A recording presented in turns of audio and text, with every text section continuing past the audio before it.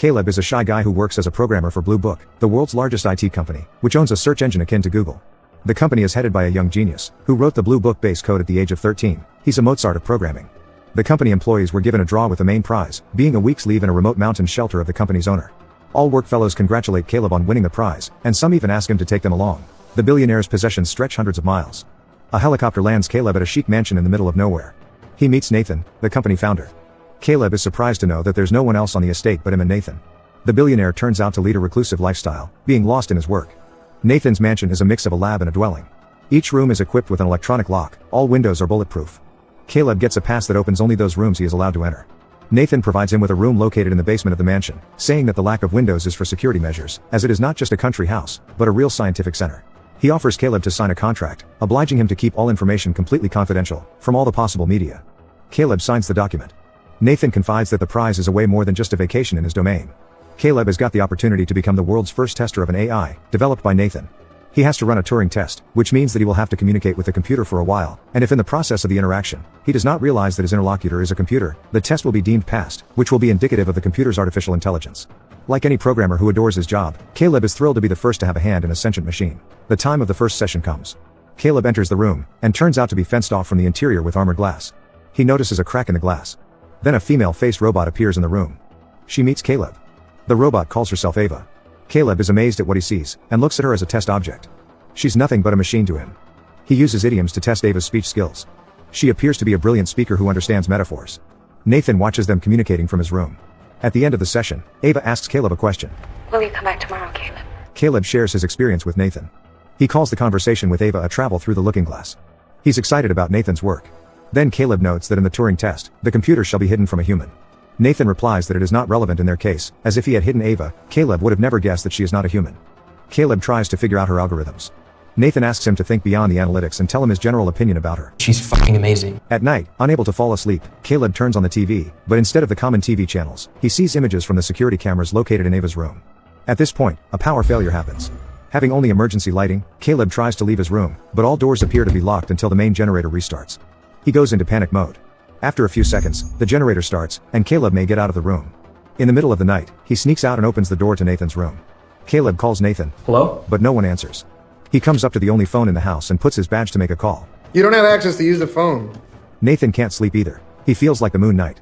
He says that communication with the outside world is completely forbidden. Then he reassures Caleb that locking the doors during power failures is a security measure, otherwise, anyone could enter the facility simply by de-energizing the building. In the morning, a silent girl named Kyoko serves breakfast to Caleb. In the second session, Ava shows Caleb an abstract geometric pattern she has drawn herself. Caleb has no idea what it means, and suggests her to draw something more specific next time, like an object. Ava asks him to tell what he wants her to draw. Caleb says that it's her decision, and he's interested to see what she will choose. Then the robot asks if Caleb will be her friend. As ever, a shy guy deprived of feminine attention, agrees to friendship without any hesitation. Ava immediately takes advantage of this, and starts to explore his feelings of guilt, by saying that their conversations are one-sided, and that he tests her with circumspect questions, trying to learn more and more about her. Conversely, Ava has not learned anything about Caleb during the entire conversation. She declares that friendship may not be built on such a basis. Caleb appears to no longer occupy a dominant position in the conversation. He is confused and embarrassed, not knowing where to start. He asks Ava what she wants to know about him. The robot answers Caleb using the phrase he told her regarding her drawing. It's your decision. I'm interested to see what you'll choose. Caleb tells about himself, his work and his daily routine. Ava wants to know if he has a girlfriend. He gives his negative answer. But he does it as if he's talking to a real girl. In the course of the dialogue, Ava asks if Nathan is his friend. Caleb delays his reply, trying to explain the difference between a close friend and a buddy. At this moment, another power failure occurs. Ava tells Caleb in an intense tone that Nathan is not his friend, and that he shouldn't believe a word he says. The young man gets scared. The power is restored, and at this moment Ava, just like the radio switch to another wave, keeps on the interrupted dialogue in a friendly tone. Caleb is appalled by the robot's performance. Kyoko sets the dinner table and spills a glass of wine. Nathan gets mad at her, and says that her not knowing the language is really great, as he can discuss any company secrets in her presence. Nathan asks Caleb about the conversation with Ava. Caleb feels tense after Ava's words. He gives a crumpled explanation, that she is aware of her intelligence, being able to joke and reason. Nathan asks what she was doing during the power failure, as at that point all the microphones and cameras were turned off. Caleb asks to repeat the question, and makes big pauses being thoughtful of which side to take. But then he says, that nothing special happened, and Ava behaved in a usual way. Caleb's hiding her words from Nathan indicates that he has decided to take Ava's side. Caleb begins to get stuck on Ava, he watches her through the TV screen all the time. Ava keeps on glancing at the camera, as if realizing that he has his eyes glued to her. In the morning, Nathan takes Caleb to the lab, where he created Ava. He says that he has trained her through the use of people's smartphones, by giving her access to all the cameras and microphones of absolutely every device. He has run the data through Blue Book, to give Ava an unlimited source of verbal and mimic communication. Ava's brain is made of a structural gel, capable of reorganizing itself at the molecular level, which gives it an advantage over conventional chips. In the third session, Ava shows Caleb her new drawing. Following his request, she has drawn something specific, a tree from her room. He asks her if she's ever left her room. Ava says that she's never left the premises. Has she had the chance, she'd go to the traffic interchange. Her choice surprises Caleb. Ava says they could go there together. It sounds like a date for the guy. Ava asks him to close his eyes as she wants to show him something. She puts a dress, stockings, and a wig on. She approaches Caleb and says that she would go on a date being dressed like this. Once and for all, Caleb turned from an inquisitive programmer to a shy guy, face to face with a beautiful girl. Having scanned his micro-expressions, Ava says that she sees his favor to her. She takes complete control of the guy by asking him embarrassing questions. Do you think about me when we aren't together? Sometimes at night? I'm wondering if you're watching me on the cameras, and I hope you are. Mesmerizingly, Caleb watches Ava undressing. Ava seems to be doing it for a show, as she clearly realizes that Caleb cares about her. In the morning, Caleb asks Nathan why he equipped Ava with sex characteristics. Nathan answers that it is necessary for her self-awareness. And one shouldn't deprive her of her sex life. Nathan tells Caleb that Ava is capable of physical intimacy, because she has a complete imitation of all the organs, with an abundance of sensors that can give pleasure to her. But Caleb wants to find out if Nathan has programmed Ava to flirt with him. Nathan does not give him a direct answer, he just states that people are also programmed for certain types, orientations and preferences, which is due not to someone's actions, but to a combination of a number of factors. Then, after a long and impulsive speech about the importance of disabling logic at some points, Nathan admits that he hasn't programmed her to flirt. It's just her choice. In the fourth session, Caleb tells Ava that he's there to test her self-awareness. She says that it makes her feel sad, as she did not know about it. As usual, Nathan watches their dialogue. Another power failure occurs. Caleb asks Ava why she previously told him not to believe Nathan. Ava just repeats that not a word of Nathan's is to be believed. Caleb's worried, as he supposes that Nathan might be watching them during the power failures. But Ava calms him down by saying that she herself makes the power breaks, to disable the cameras and have the opportunity to communicate without being observed. Later, during a walk around the estate, Caleb accuses Nathan of a lie. He has made it out that the lottery was a fake, and Nathan purposefully chose Caleb for this experiment. Nathan confirms his idea. And he says that Caleb shouldn't take it hard, because he has been chosen as the best programmer in the company. Caleb begins to dream about Ava. Then he notices Nathan tearing up Ava's drawing. Caleb starts feeling compassion for her, as if she were a victim of abuse. He comes to Nathan's office to talk, but finds Kyoko there. He tries to find out from her where Nathan is. Not understanding a word, Kyoko begins to undress. Nathan enters the office. He looks like a boozy daddy with a bottle of beer. He turns on the music, and Kyoko goes about an incendiary dance. Caleb asks Nathan why he tore up Ava's drawing. But he stonewalls and starts dancing.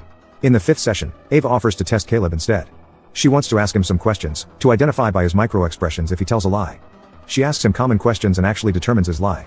Then she asks a far-reaching question, that imposes a certain social role on him. She wants to know if he's a good person. Caleb gives a positive answer. Taking advantage of having him on her hook, Ava asks what will happen to her if she fails the test. Will she be destroyed if this is the case? Caleb really doesn't know the answer to the question. Do you think I might be switched off because I don't function as well as I'm supposed to? Ava, I don't know. Do you have people who test you and might switch you off? No, I Then don't. why do I? Then she shows him a drawing torn by Nathan. It is a portrait of Caleb. By doing so, she demonstrates that she has feelings for him too. Then another power failure happens. And Ava directly says that she wants to be with him. Then she asks the very last question of hers. Do you want to be with me? Talking to Nathan, Caleb discusses the need to create similar robots. The conversation smoothly moves on to considering new models that will appear after Ava. Nathan says she's just a transitional model, which will finally be deactivated. Caleb has ceased treating her like a machine. So, he is alarmed by the fact that his beloved one is going to be destroyed.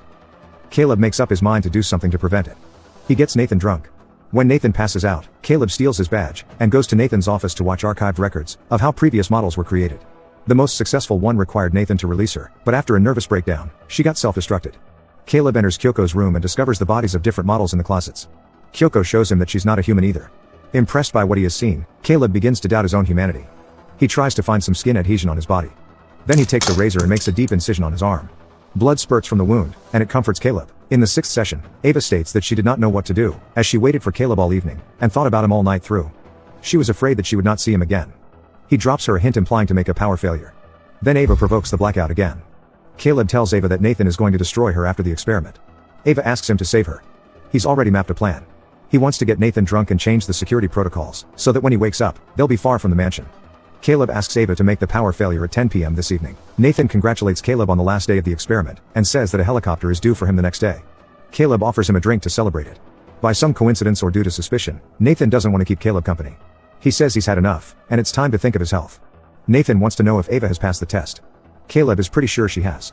Nathan asks an important question that makes Caleb hesitate, whether Ava really has sympathy for him, or whether it's just her plan to use Caleb to escape.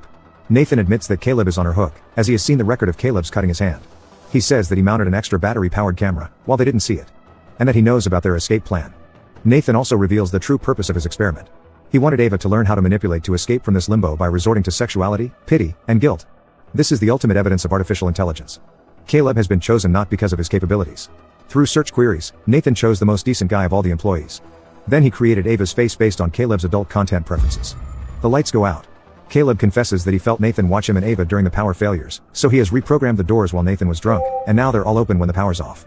The generator restarts and Nathan sees through the cameras that Ava has left her room. In anger, Nathan knocks Caleb out, takes hold of the bar from the dumbbell, and heads for Ava. Meanwhile, she reprograms Kyoko. Nathan commands her to go back to her room, but she attacks him. Nathan manages to thrash her. At that moment, Kyoko stabs him in the back with a knife. He kills Kyoko. Ava takes the knife out of his back and stabs him in the stomach. She takes his badge away. Caleb comes to his senses and sees Ava. He asks what has happened. In a cold voice, Ava says he will stay there. Ava puts on the skin from Kyoko's room, locks Caleb in the indestructible basement room, and leaves the house admiring the beauty of the outside world. She approaches a helicopter and flies off into the sunset. Caleb vainly tries to break the impenetrable glass of his new prison where he will spend his few remaining days. My friends, this movie is a perfect guide on how to manipulate a woman or a man, and how to avoid manipulation traps either. I do recommend watching the whole movie named Ex Machina. I hope you will support me with your likes. I've prepared other recaps for you. Just click these pictures to watch them. Well, hugs to everyone and see you soon.